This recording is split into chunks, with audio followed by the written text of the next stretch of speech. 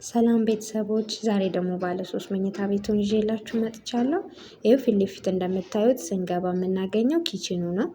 ኪችኑ ኦፕን ተደርጎ ነው የተሰራው። ምክንያቱም አንዳንድ ሰዎች ክሎዝ ማድረግ ይፈልጋሉ፣ ጠበብ ያለ አነስ ያለ ወይ ኦፕን የሚፈልግ ስላለ እንደ ፍላጎቱ አድርጎ እንዲጨርሰው ነው እንደዚህ የተሰራው።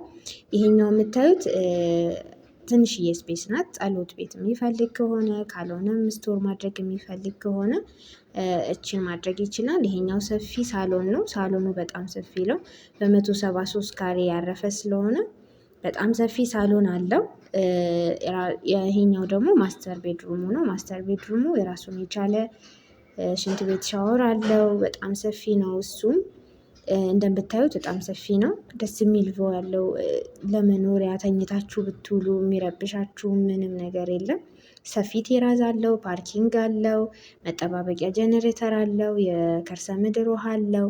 እንደምታዩት ይሄ ሻወር ሽንት ቤቱ ነው። ራሱን የቻለ ሻወር ሽንት ቤቱን የማስተር ቤድሩሙ። ቀጥለን የምናየው የጋራ ሻወር ሽንት ቤታቸው ነው። ይሄ የጋራ ሻወር ሽንት ቤት ነው። እቺ እንደምታዩት የጋራ ሻወር ሽንት ቤት ነው። ይሄም ተለቅ ያለ ነው። ባለ 3 ስለሆነ ሰፋ ብሎ የተሰራ ነው።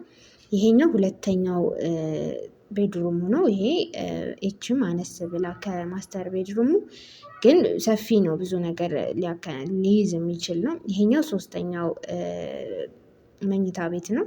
እንደምታዩት ይሄም ሰፊ ነው። ራሱን የቻለ በረንዳ አለው። ይሄን መግዛት ወይ የራሱ የማድረግ ሀሳብ ያለው ሰው በከታች ባለው ስልክ ይደውልልኝ።